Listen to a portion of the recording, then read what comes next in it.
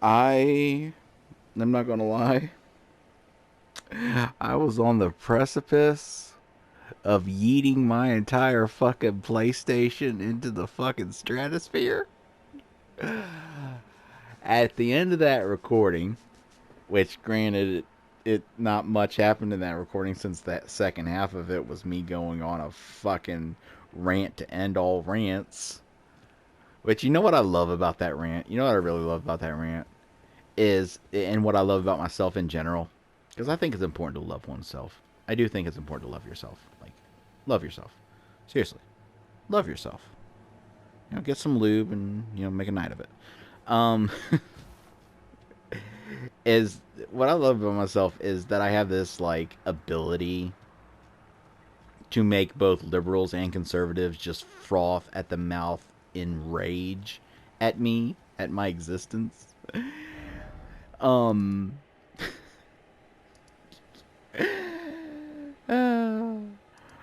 just because, all right, I'm going to go.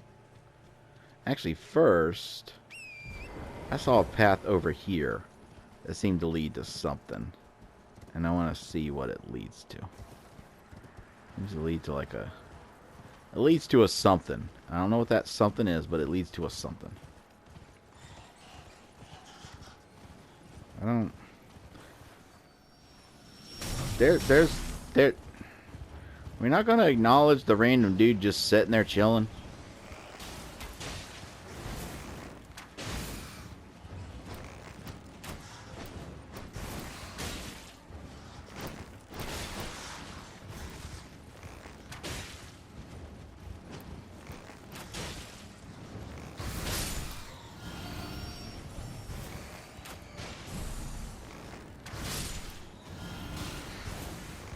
But God,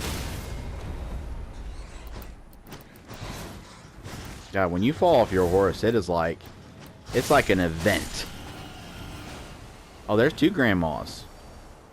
I interrupted their bridge game.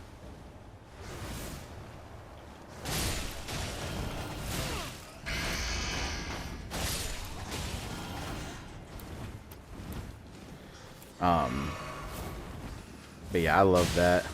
I just love that about myself. That I think what it is unlike most people that like they decide, okay, I am of this party or I am of this party, and then they just open their mouth. Like, you remember that bit in when Homer went to hell and like he was gonna be force fed donuts, like that. Like, they just basically, a combination of that and the scene from Clockwork Orange where his eyes are held open. Like, they just put themselves in a combination of those two things, and just like whatever the side they've chosen to support tells them is just what they choose to believe. What they have no opinions of their own. They have no thoughts of their own. The truth is, although so many people will, like, a lot of people will virtue signal and do everything they can to make it seem like whatever side they're on, they're really on that side, and they're like just so on that side that it ain't even funny. Like, that they're just like they're like the fucking mascot of that side. Underneath it all, underneath the mask of what they can show to like social media without being, exiled from whatever side of the coin they're on, most people have more complex views than what hashtags would have you believe. Like, unfortunately, a lot of people have chosen to just live their life entirely in hashtags and just not believe that there's any nuance to any subject. You're either with me or against me. You're either, but, and I think that's why I make so many people angry, and I've lost so many friends over my opinions. I've lost friends that were, conservative. I've lost friends that were liberal, over just having opinions that didn't fit with what. And to make it clear, I've never no friend has ever lost me over anything. You know? Uh, no friend that, you know, said something that I didn't agree with has lost me as a friend. I did at one point actually, like, delete half my friends list because I was having a mental breakdown. And then I deactivated my account, and I just, like, you know, I just wanted to... It was basically a precursor to what I did after, like, a couple months later, where I just completely deleted my account in total. And literally the only person that noticed at all that I was gone and reached out in any way whatsoever was David. And so, great. I mean, not that I'm disappointed that it was David, but just disappointed that no one else, none of my other friends, noticed that I disappeared from Facebook and have been gone for several months, and that I'm not on the friends list and that I don't exist anymore. No, they just don't notice. And to make it clear, they have my phone number. Like, most of my friends have ways they can contact me if they wanted to. So, no, it's not. It's not that they just can't. But anyway. And when that happened, and then I came back, I basically went and refriended them all. And I just let them know what had happened, that I just kind of had a breakdown, and I deleted everyone. And that I'm doing better now. And everyone was fine, except for one person that gave me, like, a bunch of attitude and said that they couldn't get over what I had done to them. And, like, I'm just tired of people like that. I am so fucking sick of people that expect me to be there for them, you know, whenever they're struggling, whenever, you know, they have anything going on in their life. I'm always there. Like, and that's a bad thing, you know, really is. It really is a bad thing that I'm someone that's always there. That if you're my friend and you're struggling in any way whatsoever and you need someone to talk to, you know, I don't got money or anything. I don't got a job. I'm disabled. I don't have much to offer other than an ear and a shoulder, but it's always there. And I've never once turned a friend down when they needed someone to talk to. So then to have people like that then turn around and give attitude with me and tell me that you know, I have, you know, a victim mentality. I literally got told by someone that I have a victim mentality because I wanted a shoulder to lean on. I wanted, you know, someone to talk to for my emotional state after I was told by 4 different women to kill myself. You know, because like an idiot, I made the mistake of giving dating apps another try. And just so you know, despite all the Huffington Post and Guardian and BuzzFeed articles and all the little Netflix miniseries telling you otherwise, yeah, turns out women can be kind of shitty on dating apps too. Who'd have thunk it? Who'd have thunk it?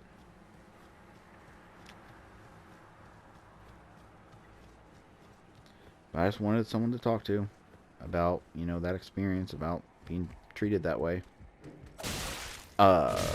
Excuse me?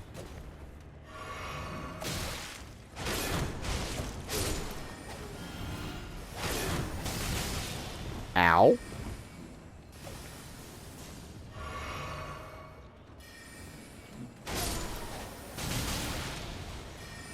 Where are you? Oh, I gotta get close to your ass. But anyway, back to what I was talking about. Back to what I had originally...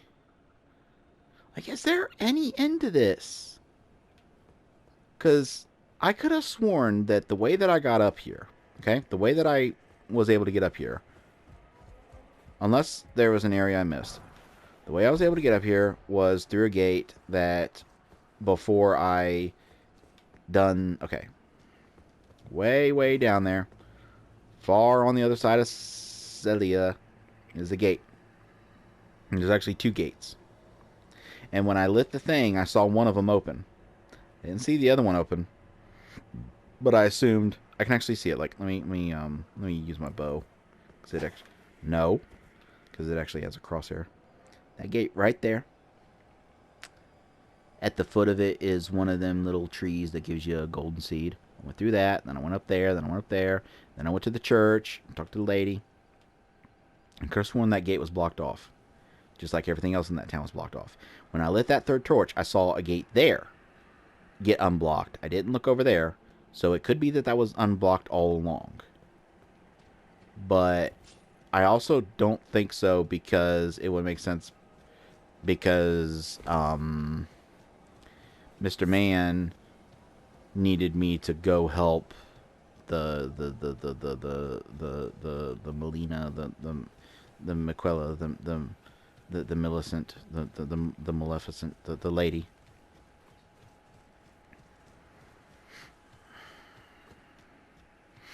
Oh my god, I just realized what this is. Oh my god, this is some good world building. This is some grade A world building. I just realized what this is. This was an Erd tree. Because at first you look at how big the branches are. Then you look at all the pots, which have been at the base of every Erd tree we found so far. Or not every one. There was that one that was like in the middle of the woods. But every Erd tree that ended up having a one of those boss battles.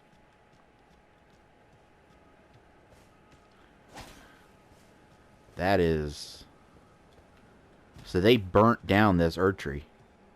They burnt it right the fuck down. Holy shit.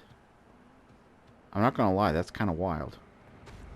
Like, that's kind of some wild lore. Or like, not even lore, just like world building. Now, can you come over here? Let me get you break all these pots, see if there's anything under any of them.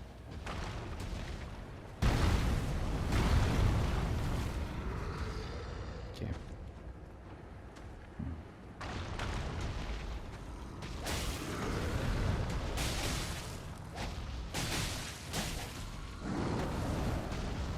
I still got a few pots for you to break, just throwing that out there. You want to go ahead and just take care of this little... Thank you!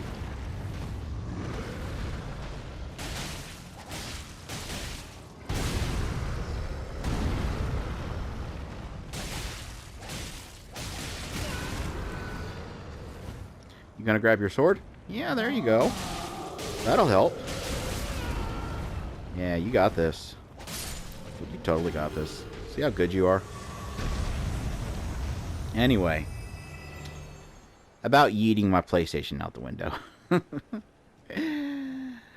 When I ended that episode... And I love the way I ended it. Like, I really do... just genuinely love the way that I ended that episode with just... Okay, I'm gonna go down and check out that side of the Erd tree as well. Because, I mean, I'm done up here. Like, there's... I guess there's a bit... Actually, you know what? I can get through that, and I can get to a tower there. And it looks like that's kind of, like, standalone.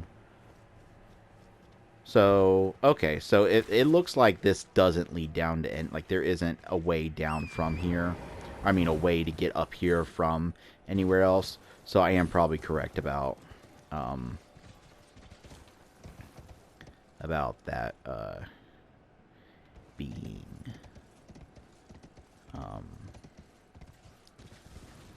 a one-way, like a gate that I couldn't otherwise get through. But anyway... I love the way I ended the episode. Swinging dicks. Because, I mean, I'm like, all jokes aside, that is what I want. Like, I love games like Bayonetta, and I love games like Nier Automata. I've played, you know, I'm not gonna sit here and deny it. I play my share of, like, visual novels and hentai games and shit. The funny thing is, people will, like, really rag on those games, you know, for depictions of women and stuff, but what they don't realize is that there's a whole genre of those types of games. I think it's called shoujo or something, that is literally for women, and it literally, you know, like, if you want, like, something that shows some fucking equality, look at the way that hentai made for women looks at men. Like, the way they portray men is so unrealistic, as either, like, it's either, like, the most buff, fucking, like, strongest fucking thing alive, to appeal to like, you know, the body, you know, standards and stuff. Or it's like these like perfect like I don't know what it is in Japan. I'm not going to knock it because it's like, you know, whatever you like what you like. I would never knock someone for liking what they like. But there's a thing in Japan where like a large portion of women prefer men who have more feminine features. If you look at when you play like Yakuza or something, and you look at like I put like this. I don't mean to sound like mean or anything, and when I say this, I'm not knocking it. It's perfectly fine. But when I look at like the posters for like hostess clubs and like the posters for host clubs, I can't tell the difference. I can't tell. I really can't. The only aspect of it that allows me to tell the difference is two things. The hostesses usually have longer hair and are usually like wearing like dresses and shit. And so like if you see like a suit or a tie or something, chances are you're looking at a host. Which is another thing that like makes me laugh, that like there was a lot of people that hey birdies. There's a lot of people that, okay, I don't know where you chose to can't come from, but I guess we can do this. You just sort of came out of nowhere. As it surprised me as all. I wasn't sure what was going on. But like a lot of people complained, oh shit. He fucking nailed me. It was that. Oof. I'm such an idiot. I was getting ready to get mad and say, why the fuck am I dead if my health bar is full? And then I realized I'm looking up at the red sky, and so the background of the health bar looked like it was full.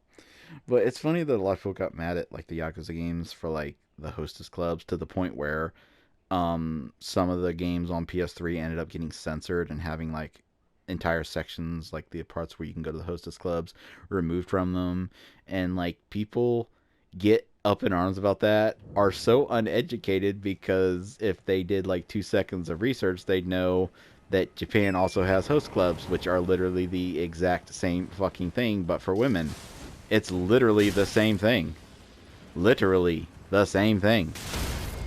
So can I not, like, can we just not with you guys? Like I'm in a mindset right now of not. Like my preference currently, where's the fucking, there it is. My preference currently with you guys is that we not. If possible. Okay, there's the thing I need to go through. Let's ignore the grannies. They're just chilling. But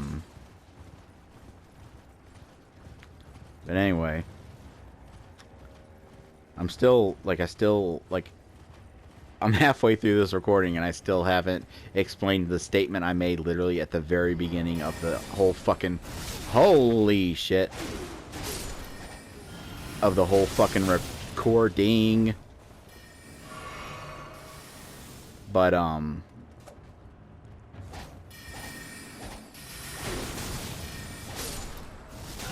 But anyway, what happened was I got to the end, and the way I ended the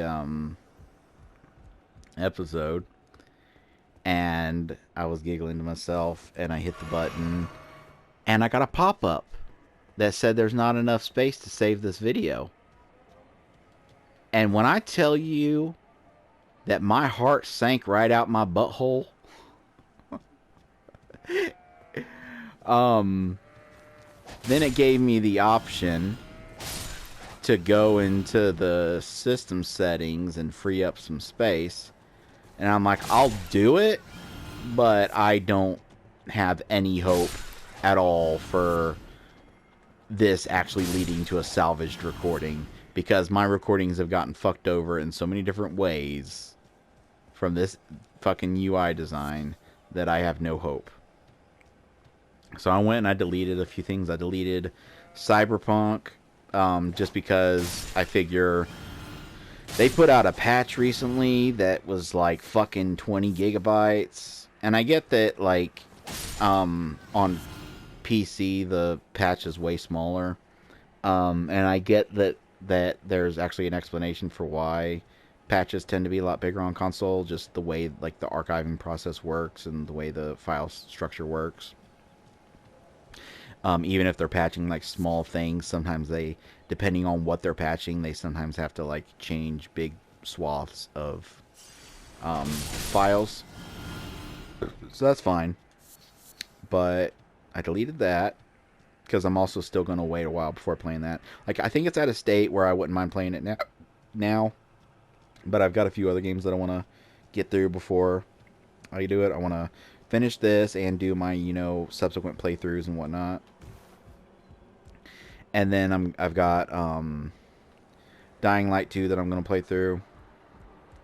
Although part of me wants to wait on Dying Light 2 just because I got the deluxe edition, so I'll have the DLCs.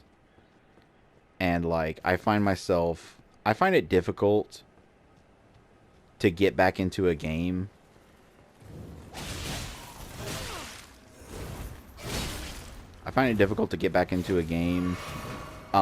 way later in order to just do the DLCs.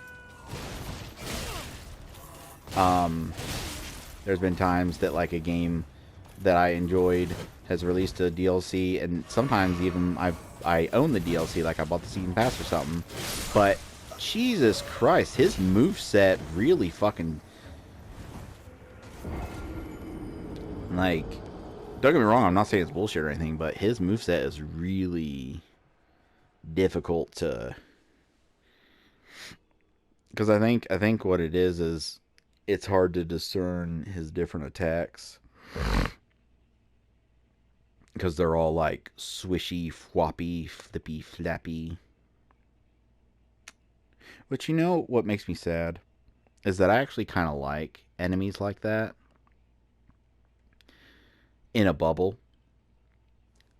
where their attacks are very flourished. They kind of fly around the stage almost. But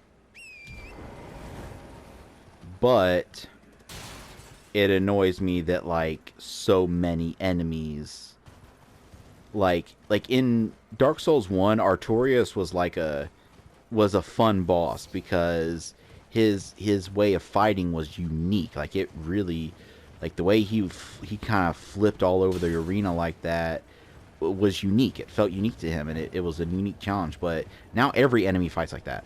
So by the time you get to Dark Souls 3 and the Dancer of the Boreal Valley, as cool as she is from a design standpoint, by time you, unless you do the trick to fight her early, unless you do the little trick to fight her early, by time you fought her, you've already went up against like 8 bosses in that game alone that have similar swishy swashy movesets. So it's not unique anymore. It's not like it's like the joke I always make, that when it comes to these games, that as the series goes on, it feels more and more like you're still playing Dark Souls, but the enemies are playing Devil May Cry. It really does feel like that.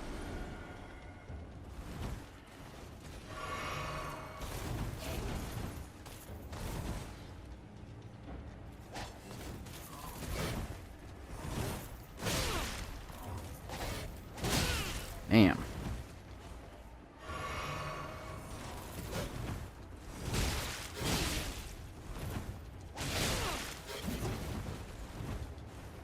Oof.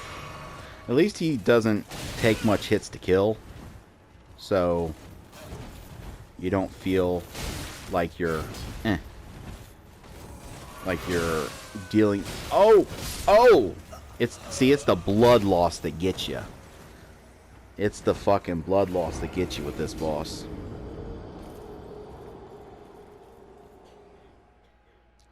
Why am I calling him a boss? He's an enemy that I can kill in 3 hits if I can fucking hit him.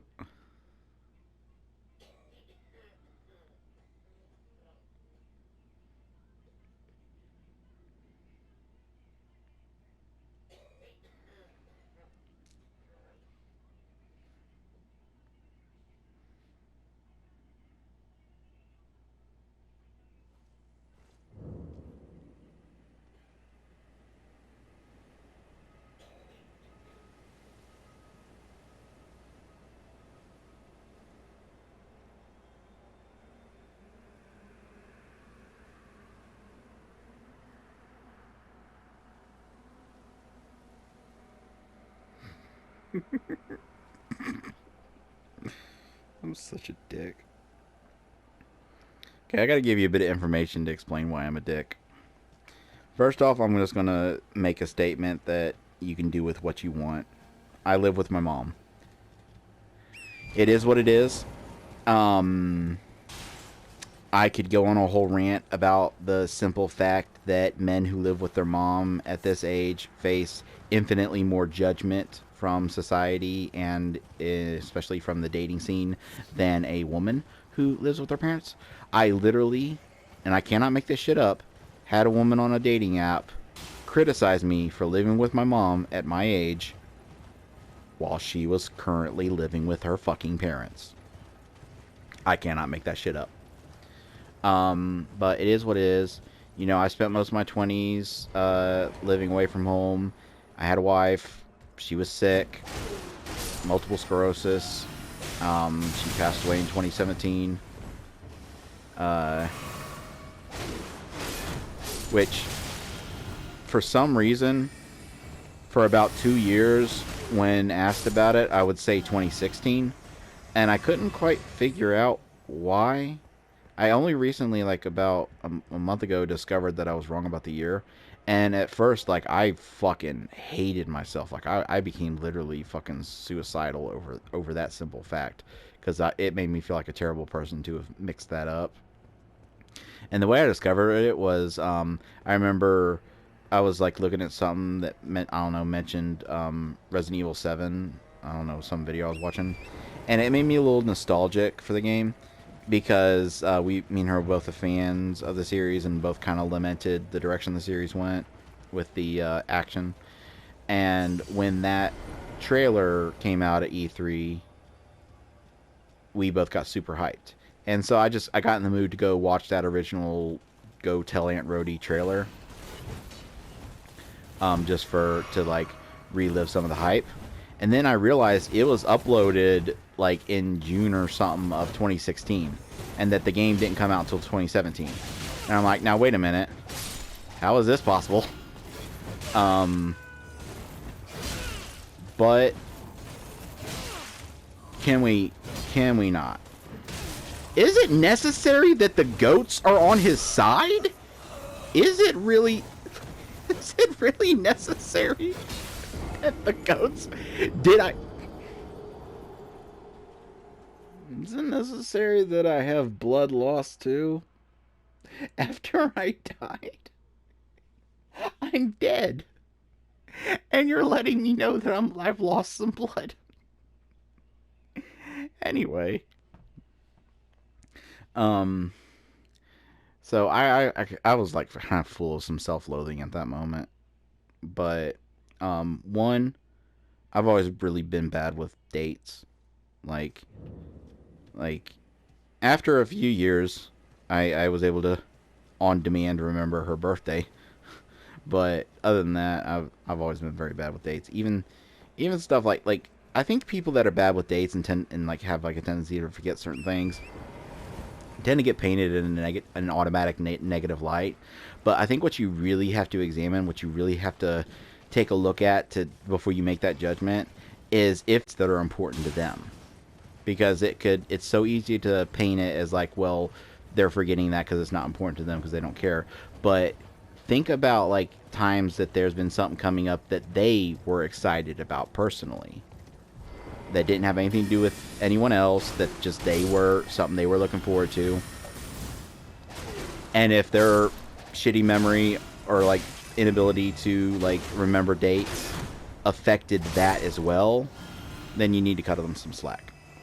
But anyway, so I've always been bad with dates. And then, I don't want to get into all the details, but the way her condition had worsened over the years basically meant that the last year or 6 months or so of her life was kind of a blur for me.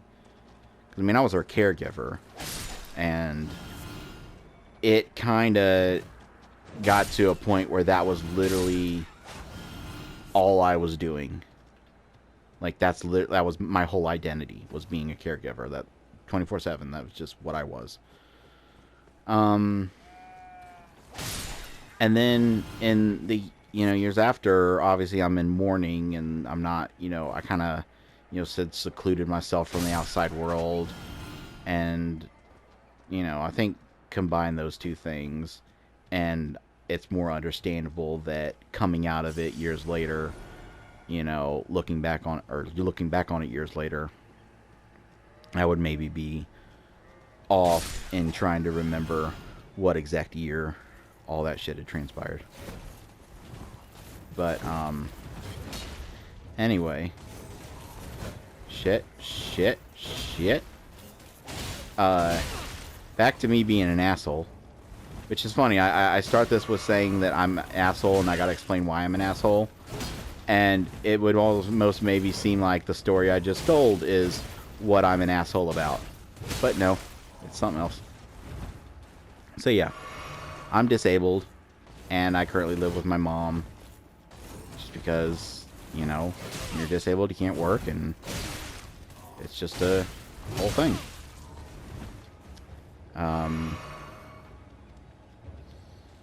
And my mom getting on in age, and she has like a sinus thing where she wakes up every morning coughing, just like a really loud hacking fit. And I've gotten used to it. It used to be like I would like every morning I'd go check on her, see if she needs some water or something. But eventually I kind of accepted that that's just how things are. Eternal Darkness. Great. Make me sad that I'll never play another Eternal Darkness game. I need to make another one. Then again, if you're familiar with the fucking Kickstarter and all the fucking drama around that, maybe it's good that they never made another one, because it doesn't seem like they really had their shit together. Alright, so I'm done here. So I can go back to Celia. Yes, I can go back to Celia.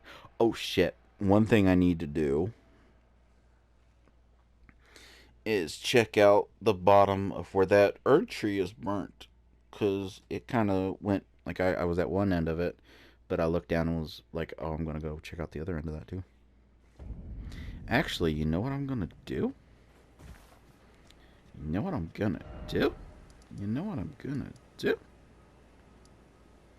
Okay, here's what I'm gonna do. Go here. Then I'm gonna ride north. And on my path, I can do two things that I need to do. I need to check on the base of that herb tree on the other side of the cliff to see if there's anything there. Okay, where it's over here. This is where. Alright. And I could be wrong. Maybe it's not an herb tree. But I do think it's interesting that it looks like a bunch of roots burnt. And then the clincher for me is all those pots. And the only other place that I've ever... Oh, there's the battlefield. Oh, that's nice.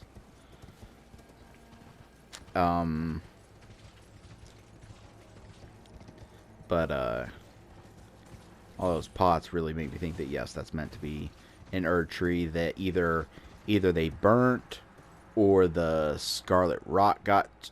Can I go? Wait, hold on. Can I go in there? Holy shit, can I go in there?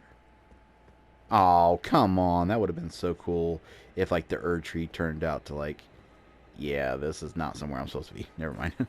um, but if it turned out that, like the burnt Erd tree, that would actually be an interesting quest for, like, the Erd tree that got infected by the Scarlet Rot, or I can't tell if it just got infected by the rot and that's what happened to it, or if it was actually set on fire at some point by, like, the bad guys here, or maybe a combo of both.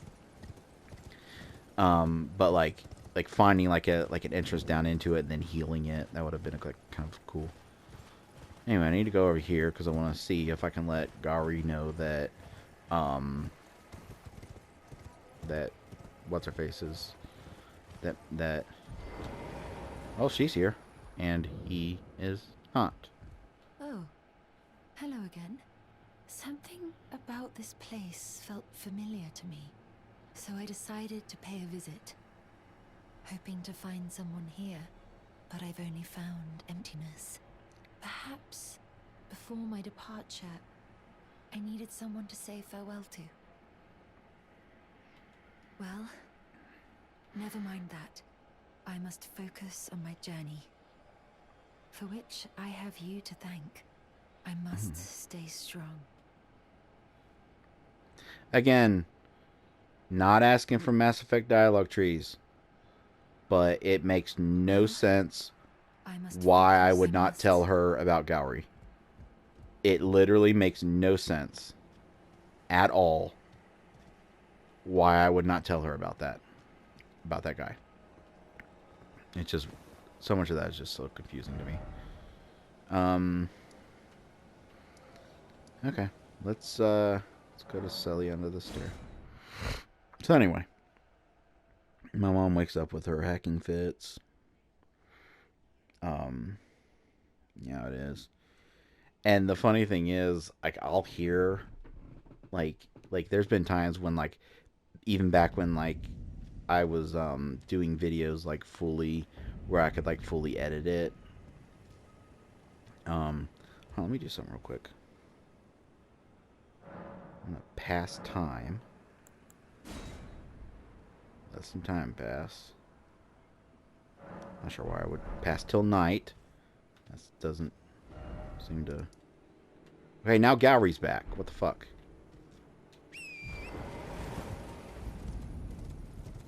I wanted it because I thought maybe... Because she said she was going to soon depart. I thought maybe if I rested, it would change. Ow. Ow. Did you have to even hit me? Like, you're juggling me at this point. Like, this is full-on Devil May Cry juggling shit. But... So... There'd be times when I was, like, editing videos on my PC when I was able to record that way. That I... Did you hide from her? Is that what you did? Is that what you did, Gowry? Thank you kindly for giving the needle to Millicent. Now she too can begin her journey and stare her fate straight in the eye. You've been a saint through and through. As thanks, I vow to impart to you my knowledge of the lost sorceries of the Selians, descendants of the Eternal. Not something I need, but I'll keep a mind in to do this quest when I... Oh, you noticed, did you? Indeed, Millicent did visit this hovel of a home. It seems the memories eaten away by the rotting sickness yet remain, but faintly. However, she has no need of me anymore. No, she must embark on her journey and stare her fate in the eye. I mustn't impede. As I've aged, I've found the best way to aid the young is to be forgotten. Okay, I'm not gonna lie. That's kind of fucking sad. Please makes like her mother. She has the stuff, but commands only one arm. Will you... Can I... Do you Okay. Sometimes if you buy something from someone, they have additional dialogue. I'm not gonna lie. I actually there was a small part of me. I was getting ready to comment on it. That thought that maybe he intentionally hid from her when he saw her coming. And then as the dialogue was going on, I was thinking like maybe like he's talking about like her journey and her destiny, staring fate in the eye, blah blah blah. And I'm wondering if maybe he was worried that like they're obviously connected somehow. I can't remember if he ever told me exactly who he is to her, maybe her dad or something. Um, but uh, um, I did find myself thinking that maybe what was happening there was that he was worried that if she saw him, it would trigger memories, and then she wouldn't want to go on her journey and yada yada yada. What do I have in terms of? That's not really anything. I mean, I probably have enough to squish and get a level up, but Alright, now over here is another gate that got opened. Yes. And there's a boss. Because of course there is. Why wouldn't there be? Frankly. What? Hold on. Okay. From that angle, I couldn't tell what the fuck that was. But now seeing, I see what that is. Alright. Anyway, before I fight the boss, I need to continue my fucking thought that I've been trying to continue. It's like one thought per episode. And it's just like each episode has its own theme of like a particular thought I'm trying to get through. And I usually get there in the end. I usually get there eventually. So, yeah. Back when I would like edit like videos with my computer. And I do miss that. I think the part I miss the most is like doing long recording sessions of like a bunch of random indie horror games I found, and then just making compilations of funny moments from each of them. I miss doing that. But anyway, I would hear my mom having a hacking fit in the background, and here's the thing: it's not that I'm embarrassed. Like I would say that I'm past that, but I never really was one of those people that like got embarrassed by my mom or anything. But I just worry that someone's going to hear that in the background and think that there's like a dying person in the other room that I'm just ignoring so I can play video games. So, earlier, at the beginning of this recording, if you go back, you may even hear it. I heard her coughing.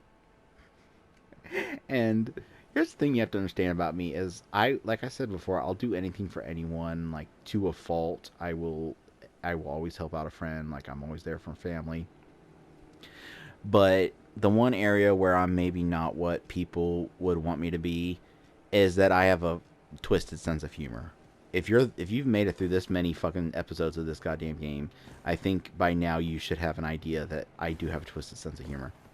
And so I sent her a text and I said, "Could you please go cough somewhere else, you chain-smoking old woman?"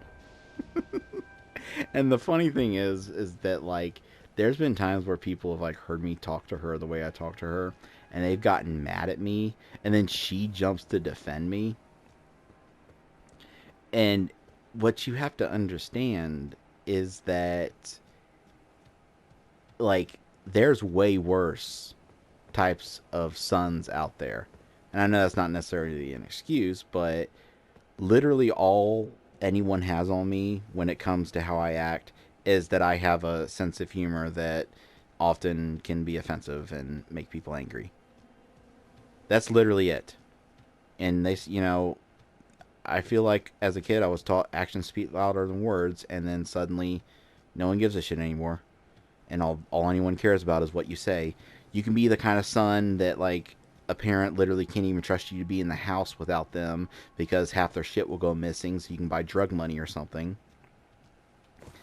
And as long as you speak respectfully, they'll think more of you than they'll think of me just because I make some fucked up comments and like little shitty jokes and shit. But it is what it is. What do we got here? Nox Swordstress. Oh, these people.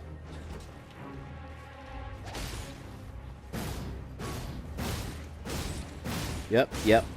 No, come here. Come over here. There we go. Okay, you want some? You want some? You want some? Okay, let's do this. Come on. Yep. You got it. Okay, parry. You want to parry? Okay, you got it. Yipperino. Words cannot describe how much I love that fucking move. There really are no words that can describe how much I absolutely fucking love that move.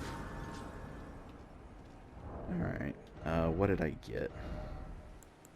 Nox Flowing Sword. What the fuck is this shit?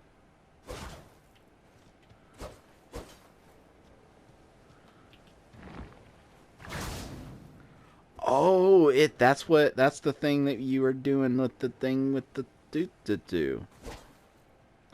And they're both curved swords, so I can dual wield these. Holy shit, I could dual wield these.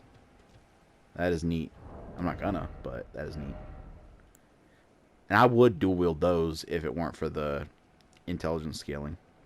Although I should probably not.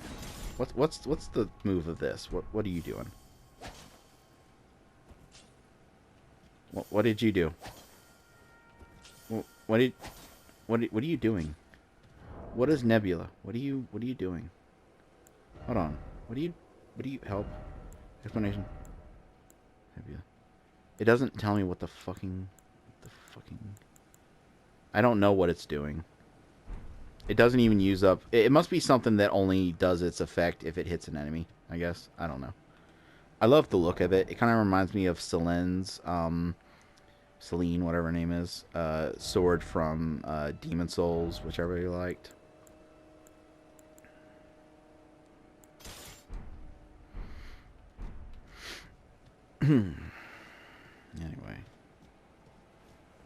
Anyway. What's this? Lusat's Glintstone Staff. I got Lusat's Glintstone Staff. Good to know. What did I get from them? Yeah, enough to level up if I squish a few.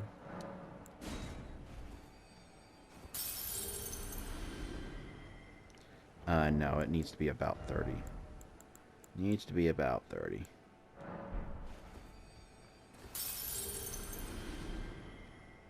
I don't think that's enough. No, it needs to be 30. So one more of those be it.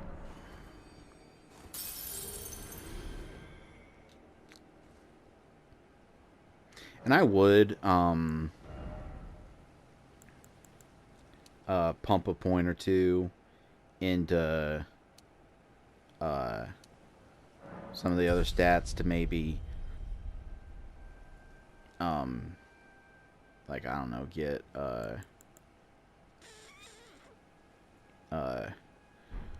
some spells or something I could use. But I think that if I'm going to be doing, like, because like I said, I find using spells more enjoyable in these games. It's more fun, but it's also a lot easier. So I tend to always do my first playthrough as a swordsman for the challenge, and then later I do a playthrough as a mage. And I do think that one interesting thing is, like, how what bosses and what areas you find difficult can really change depending on, because, like, there'll be times where as a mage I really fucking struggle with certain parts because, like, something's like strong against magic or something, or like maybe something is too quick for, like, my spells to get off. And then obviously as a mage, you're going to have less, you know, defense. So you're kind of a glass cannon. But, alright. What? Hidden cave and... Oh yeah, there's a hidden cave in Celia. Look beyond the graveyard at the precipice. Hidden cave in Celia. Look beyond the graveyard at the precipice. Where's the precipice, though? And where's the graveyard? Really? Just because there's like a random dude down there shooting poison that's nowhere near me, you're gonna count that? Alright, let's look at the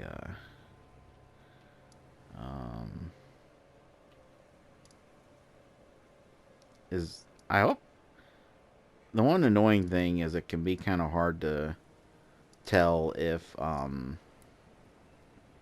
yeah, I destroyed that so I can get rid of that map marker. One thing it can be hard to tell is if you've already found, like it won't tell you in the inventory obviously if hidden cave. There's a hidden cave in the town of Celia. Look beyond the graveyard at the precipice.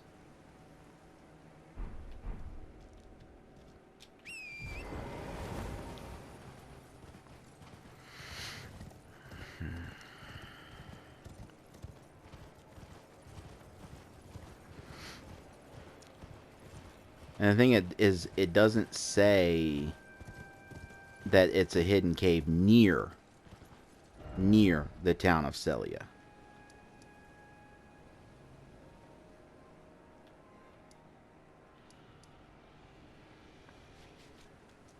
You know what? I usually do not do this. You know, I've done fucking almost 80 hours of this game, and I've looked up maybe 3 things. But I'm going to look this up solely because I don't want to hunt around for 30 fucking minutes only to find out that it's this cave here.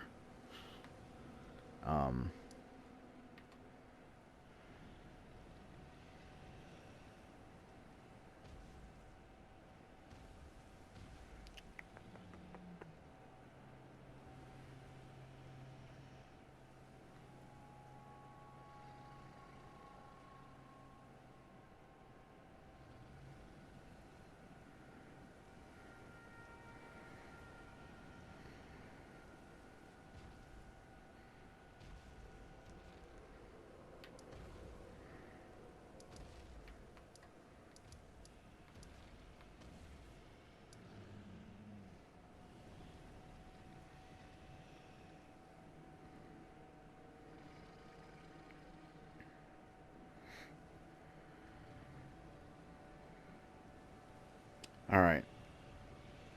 I do not know where it is. I just know that it's not this. And that actually makes me happy. I wish things would pan out like that more often. Like, you ever have one of those experiences where you go to look up something in a game that you're stuck on, and like you go to look up a boss you're stuck on or some shit, and literally the answer, like the tutorial, like this is obviously like kind of a meme exaggeration of it, but it really does almost be like this sometimes, where like you look up like one little thing because you want to like figure something out, and then like on the page, like the meme of it that I used to hear kind of passed around a lot was like a green text of like stuck on a boss, ready to give up, look up tutorial, walkthrough on how to beat it, and then the walkthrough be like, so and so who turns out to be the father of so and so. Like the number of times I've like went to look at walkthroughs, you know, probably more so back in the day because I tend to avoid walkthroughs unless I am like really stuck. Like I said, I've put like 80 hours in this game, and I think I've looked up like 3 things. I looked up where to find that monkey man, just because I was wanting to make sure that it wasn't glitching out, because I know sometimes NPCs that are supposed to show up in locations will glitch out and not show up where they're supposed to show. I looked up the name of someone at some point. I can't remember who it was, just because I couldn't remember what name someone had given me that I needed to look into.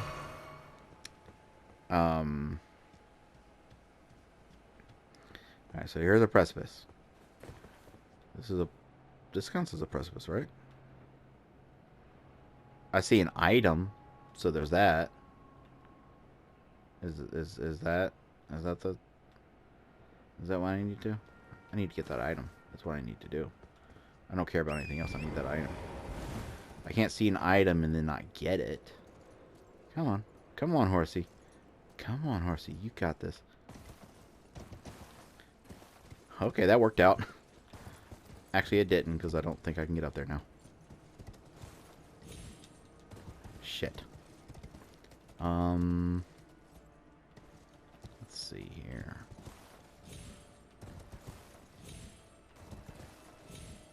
Okay.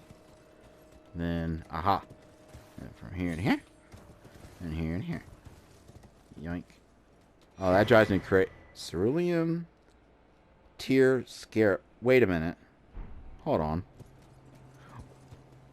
Why does that have the symbol of a piece of head armor? Slightly increases recovery of flask of cerulean, but increases damage. What the fuck?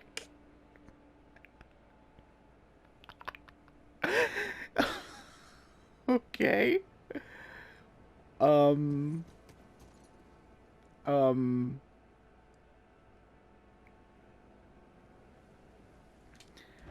I'm just gonna move on from that. We're just gonna move on. Oh, that is cool. Like I would love that, just without the actual helm. Like if that was like equipped as like part of something else.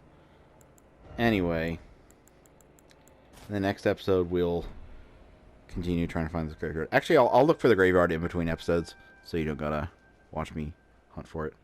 So thanks for watching. Bye bye.